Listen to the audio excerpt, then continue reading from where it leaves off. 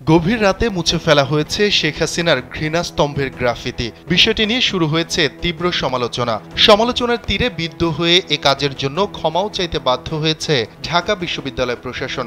যদিও সেখানে পুনরায় হাসিনাকে ব্যঙ্গ করে আরও একটি গ্রাফিতি আঁকা হয়, তবে জুলাই বিপ্লবের সাক্ষী এই ঘৃণাস্তম্ভের গ্রাফিতি মুছে দেওয়ার তীব্র সমালোচনা করেছেন লেখক ও ইনফ্লুয়েন্সার ফাহাম আব্দুস সালাম।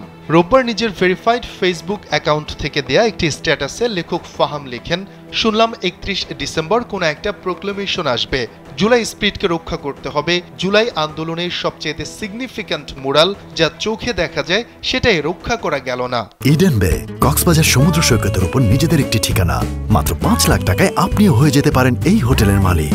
কিন্তু জুলাই স্পিরিট যা চোখে দেখা যায় না, ব্যাখ্যা করা যায় না, সেটা আমরা রক্ষা করব, এই হয় আমাদের প্রত্যাশা। মেজাজ এমনিই খারাপ যে কিছু বলতে পারছি না। মিস্টার বিনকে মোনালিসার সামনে ছেড়ে দেওয়ার দুঃখ ব্যাখ্যা করা কঠিন।